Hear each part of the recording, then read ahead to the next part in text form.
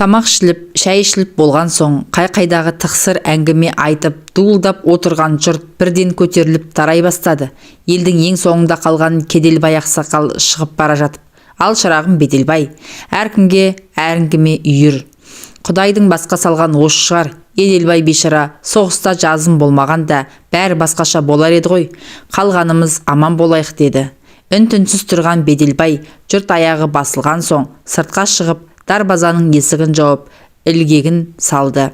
Ішке кіргенде асүйде ыдыс-аяқ жуып жүрген Баршагүлден басқа ешкім қалмапты. Сәлден соң ол қайтадан шай демдеп әкелді.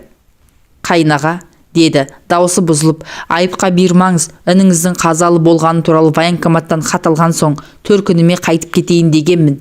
Бірақ үй жақта да мені күтіп тұрған ешкім жоқ. Алда-жалда сіз мені некелеп алсын деп те ойлаған емеспін. Үлкен қайнаға осылай шешкен екен. Мен не дейін, Құдайдың басқа салғанына көнемін де", деп қыстығып жылап жіберді. "Қой шырағым, жылама, даусыңды, денсаулығыңды ойла. Ешкімге ренжіме. Еделбайдың ошағын өшірмей, түтінін түтетіп отыра бер. Қолымнан келгенше жәрдем беремін", деді Беделбай. Біраз үнсіздіктен соң қабырғаға жақындап төсек салынды. Келіншек шамның жарығын басып сыртқа шығып кетті. Содан әзер дегенде қайта кіріп, шешініп, төсекке жатқан еркектің жанына келіп сызылып тұрып қалды. Осыны күткендей Беделбай басына көтеріп, жаңа ғана өзімен некесі қиылған келінін құшағына алды. Болар іс болды. Бұл бейшараны жылатып сықтатпай, тезірек бетін ашып алу керек. Бұрын келінім еді, енді некелеп алған қатыным. Құдай алдында да, жұрт алдында да арым таза деп ойлап үлгерді. Діріл қаққан әйелді Айшайға қаратпай шешіндірді де әрекетке көшті. Әп-сәтте-ақ ентігіп қалыпты. Аздап демін алды. Байқаса келіншектің де кеудесі бір көтеріліп, бір басылып жылап жатыр екен. "Жылама дедім ғой мен саған. Егер разылығың болмаса, таңертең ауылыңа апарып тастайын."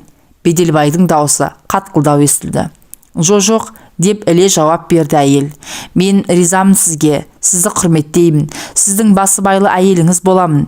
Тек сіз менен қол үзіп кетпейсіз бе? Қанша дегенмен бала-шағаңыз Камила абысын бар. Оны көреміз әлі." Беделбай екі-үшті жауап қатты. Айтса айтқандай, келін некелеп алу туралы әңгіме көтерілгеннен бастап үйдегі Камила өнер шығарған. Жоқ жерден жанжал шығарып, қиғылық салған. Төркініме кетемін деп секірген. Ақыры Кеделбай аға 4-5 қарияны ертіп келіп, оны жөнге шақырған соң келісім берген. Тағы да кім білсін, Беделбайдың одан әрі бірдеңені ойлауға шамасы жетпеді. Кеудесі тікірейген, денесі жұмыр, құлын мүшесінің бәр орында жас келіншек оны өзіне тарта түсті. Аттың басын қоя берді. Жастықтың соңы кәріліктің басы дегендей бұл жолы ұзаққа шапты. Өзі байқамайды екен, әжептеуір қуаты бар екен. Түн жарым ауғанда олар су жылытып жуынып шайынып алды да төсекке қайта жатты. Беделбайдың сілесі қатып қалған екен. Ертеңіне ұзын сәкіде бірақ оянды. Баршагүл үйдің ішін қайта жинастырып, есік алдына су сеуіп сыпырып, айнада етіп қойыпты.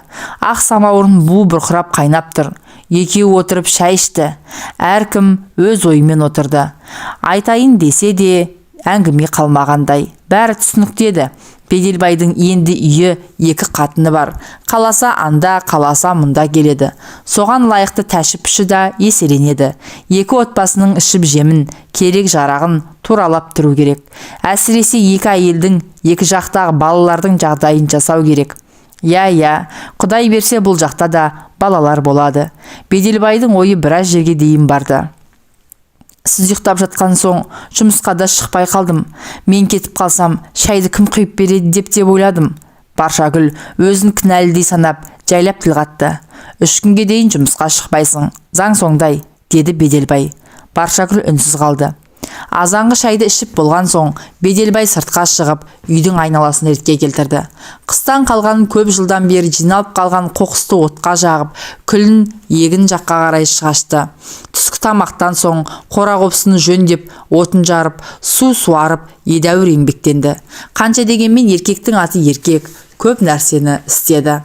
Мына қызықты қара, Беделбайдың өмірінде бірінші рет болса да керек кештің батуын асыға күткені. Түндегі көрген қызықты тағы да көргісі келді. бәрін көз алдынан өткізді. Әкесі Өтелбай 4 қатын алған адам еді. Алғашқы екеуі аурудан қайтыс болып кетіпті. Олардан бір бала, бір қыз қалған. Ағасы Келелбай онымен іргелес тұрады. Ұлды қызды егіз перзенті бар. Кенжесін басқаның қолына берген. Үлкен әпкесі Күнзия тау жаққа күйеуге тиген. Оның балалары ардақты ана. Үшінші әйелінің әкесі неге екені белгісіз төркініне апарып тастапты. Одан бір қыз туған екен, сол жақта жүріп үйлі баранды болды. Алғашқы баласын үйлендірер кезде ауылға келіп, мұндағы бауырларымен табысып, тойына шақырған. Содан бер барыс келіс үзілген емес. Өз шешесінен Беделбайдың артынан Еделбай мен Жеделбай ерген еді. Еделбай соғыстан оралмады. Жеделбай Құдайдың бір боз қойы. Құдай қолдап алған әйел пысық болып шықты. Әйтпесе бала шағасы 5 теріп кететін екен. Бір жыл соғысып, жарақат алып Беделбай елге оралды да, Еделбайдың ақыры мынау болды. Ол сүрбойдақ болып жүріп, соғыс басталардың алдында 2 ай бұрын ғана үйленген еді. Мұндай боларын кім білген? Әйтпесе уақытлы үйлендірер ме еді? Соғыс бітіп, әскерге кетіп аман қалғандар елге оралған соң, хабарсыз кеткендердің ағайын туғандары оларға іздеу салуға кіріскен. Бұлар да сөйтті. Жасы ұлғайып, егде тартқан Кеделбай аға әскери комиссараттың есігін тоздырып жүріп, інісінің соғыста қайтыс болғаны туралы министрдің қолы қойылып, мөр басылған қағазын алды. Ағайын туған бауырын жоқтап біраз жылап сықтады. Қошқар сойып құдайы берді. Сөйтіп жүргенде ауылда пайда болған бір қарасақал Еделбайдың жесірі Баршагүлді айналшықтап жүріп алды. Соны байқаған Беделбай әгілгіні қызыл ала қан қылып ұрыпта жіберген. Бірақ әлгі де өлімтік екен, кетер болмады. Содан Кеделбай Беделбайды шақырып алып, Баршагүлді некелеп алуды талап етті. Сырта қараңғы бойы қоюланды. Ақыры кешкі астың дастарханы жиналып, кешегідей төсек салынды. Баршагүл неге екені белгісіз сыртқа шығып кетіп, жақын арада ішке кіре қоймады. Оны тағатсыз күтіп жатқан Беделбай шыдамай орнынан тұрып, есік алдында бүрісіп отырған жесірінен оны үйге жетектеп алып келді. Әйелі қарсыласқан жоқ. Тіпті төсекке жатқан соң да Беделбайды құшақтай алды. Күні бойы терсінген іш киіміне тұмсығын тығып біраз жатты. Одан әрі өз көйлегін өз жоғары сыпырып тастады. Байға тиіп еркектің күшін сезініп үлгермеген байғұс келіншек осы бір 4-5 жылдың ішінде жабайланып ақ қалған екен. Кешегі күннен соң әйелді құштарлығы оянып, енді міне не істеп не қойғанына есеп берер емес. Түні бойы ойда жоқта қол жеткен еркектің салмағын сезініп, есесі кеткен жылдарының қызығын қайтарып алмаққа жанталасады. Ұят аят дегенді ысырып тастап, шыбын жаны шырқырап ыңғылға басады. Қанша уақыт екені белгісіз есінен адасқандай болған келіншек өз-өзіне келді. Істеген қылығына өлердей өкінді. Бірақ бұл сонша не істеп қойды. Жан тәнімен беріле ойнап күлгені өзінің некелі ері емес пе? Құдай да мұны мүсіркеген шығар. Артық кетсе кешірер. Ерлі зайыпты екеуі құшақтарын айырып бір мезет жатып демдерін алды. Қайнаға, деді бір уақытта Баршагүл. Сіз маған ұрысып жатқан жоқсыз ба? Ұятсыз екен демейсіз бе? Я, ұрысып жатырмын. Сенің мені қайнаға дегенің не? Жоқ, әлде біздің ерлі зайыпты екеніміз бекер ме? Ал егер бекер болмаса, бұдан былай мені өз атыммен ата. Ал атай алмасаң, отағасы немесе қожайын дегенің дұрыс шығар. Мұны естіген Баршагүлдің жүрегі орнына түсті. Осыдан бір апта өткен соң Беделбай өз үйіне келді. Балалары қуанып, жүгіріп келіп амандасты. Әсіресе кішкене сары қызы мойнынан құшақтап қатты сүйді де қалды. Беделбайдың жүрегі елжіреді. Тек Камила ғана сазарып бозарып келдің кеттің демеді. Таза киім бер, моншаға барып келейін дегені мұң екен. Айқайды салып үйді басына көтерді. Айтпаған сөзі қалмады. Осыдан да қоймай, ескі шкафтан, кіреберістегі ілгіштен мұның бар киімін үйдің ортасына үйді де, келген жағыңнан қайтпай кет деп бірақ кесті. Беделбайдың ашуы тас төбесіне шықты. Қонышынан қамшысын суырып алып, қатынның арқасын қан жоса қылды. Кетсем кетемін, бірақ сен мені қудым деп ойламай-ақ қой. Қалғым келсе қалар едім, бірақ сендей бетбақтың маған керегі жоқ деп Беделбай айтарын айтты да киімдерін жинап, қанар қапқа салып үйден шыға жөнелді. Шамамен 2 ай уақыт өтті. Сырт қарағанда ауылда мүлгіген тыныштық оянды. Бірақ шындығында келгенде гулеген өсек аяң жүріп жатты. Бұлайғы жұрт 2 үйдегі тірі жанның басқан ізін аңдып, артық басты әңгімені оттай гүлдетеді. Ақыры оларда шаршаған болар, сумаңдаған сөз басылуға айналды. Беделбай мен Баршагүлді құдды бір төлеген мен қыз жібектей тұрып жатты десті. Қосылғандарына 1-2 ай өтер-өтпестен Баршагүлдің құрсақ көтергені белгілі болды. Баланың иісіне зар болған келіншек жүрегі жарыла қуанды. Сондай күннің бірінде кешке таман әдетіне басып, қақырынып түкірініп, Келелбай ақсақал үйге кіріп келді. Табалдырықтың жанына кебісін шешіп тастап, түйе жүн шекпенін ілгішке іліп төргөзді. Баршагүл күліп сәлемін салып, жүгіріп жүріп самауыр қайнатып, шай-пәй әкелді. Ағайынды екеуінің алдына сармай шылап бірлеген нан салма қойды. Тамаққа тойып алып Келелбай ақсақал әңгімесін бастады. Әй, Беделбай, сен не білемісің? Әлгі Кәлима келін келіп, біздің кемпірге мұңын шағыпты. Сені 2-ші қатын алғалы үйге аяқ басуды қойды депті. Үйде басқаны қойғанда кәдімгі көжеге қатар қатықта жоқ депті. Жаны шықсын. Сон айтқан албасының. Мен кеткенде үйде 1 тараға тоңмай, 2 қап ұн, 1 қап жарма болатын. Өзіңіз білесіз, колхоздан қаптап картошка, пияз, капустаға дейін алып қойғанбыз. Аштан өлетін жағдай жоқ. Содан кейін ғой бетіне семіріп, мен үйден қуып шыққаны. Беделбай біраз үнсіз қалып, сөзін қайта жалғады. Әмеңгерлік қылып, мына келінді алам деген ойымда жоқ еді. Бәрін өзіңіз шығардыңыз. Маған не дейсіз енді? Сен не деп отырсың ей өзің? Сонда ініңнің жесірін көлденен көк аттыға беріп жібере бермекпін бе? О, жетесіз. Осыны білсе, марқұм әкеміз көрінде жатып өкірмей ме?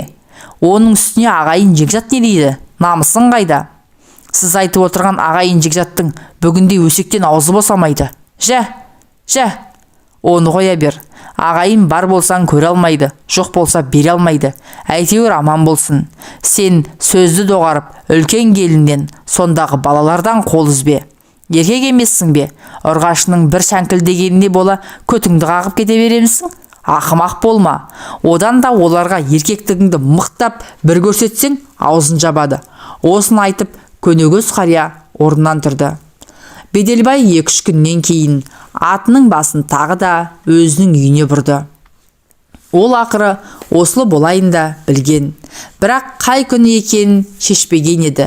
Қыздай алған қатынын, 3 бала 1 қызын, өз қолымен тұрғызған отанын қайда тастап кетсін. Соңғы күндері өзі де олқылы-толқылы болып жүрген. Енді міне көкесінің сөзі қамшы болып, жорға атын сипап, қамшылап келе жатыр. Жолай дүкенге бұрылып, қоржынның 2 басын қант пен шайға, кәмпит пен пішнеге толтырды. Күн ясына батар сәтте ат тұяғын дүрсілдетіп үйіне тақалғанда баяғы әдетімен Кәмиле алдынан шығып шылбырына жармасты. Бұл оның сонау қыз кезінен қалыптасқан әдет еді. Шылбырды апарып дертеге байлады. Содан кейін-ақ Беделбай жағдайдың дұрыс болатынын бірден түсінді. Аспай саспай әңгіме болған жоқ. Беделбайдың да іші жылып, үй жағдайының, бала-шағасының жағдайын жасап, 10-15 күн өткен соң Баршагүлдің үйіне қарай өтті. Мына қырсықты қара. Баршагүлмен тұрған 2 айдың ішінде ол әбден мұны бауыр басып қалған екен. Сыңсып жылап қарсы алды. Кеш батып төсекке жатқан соң одан бетер болды. Мен сізді енді ешкімге ешқайда жібермеймін. Ал егер кетер болсаңыз асыл өлем деп қиғылық салды. Тура есінен адасқан сияқты.